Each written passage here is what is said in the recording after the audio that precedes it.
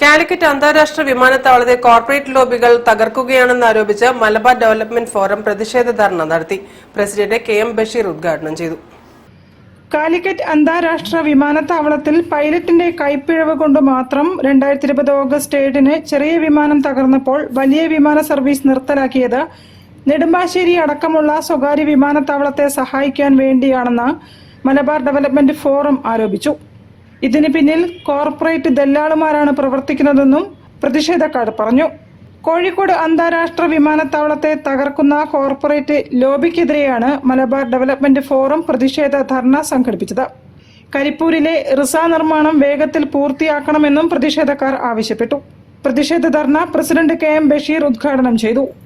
നാടിന്റെ വികസനത്തിന്, അതുപോലെ ടൂറിസത്തിന്റെ ശക്തമായ മുന്നേറ്റത്തിന്, പ്രവാസികളുടെ സുഖകരമായ യാത്ര എന്നിവയ്ക്കെല്ലാം കരിപ്പൂർ വിമാനത്താവളത്തിന്റെ ശാക്തീകരണം അത്യന്താപേക്ഷിതമാണ്.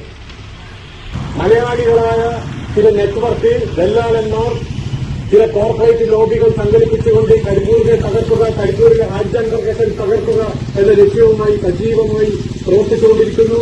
അതിനെതിരെ വളരെ ശക്തമായ രീതിയിൽ general secretary Qais Ahammed, treasurer PP Shabeer Usman, Roni John, KV Ishaq, Shafi Chelembra, Jaleel Kuttichira, Ismail Punathil തുടങ്ങിയവരും സംബന്ധിച്ചു.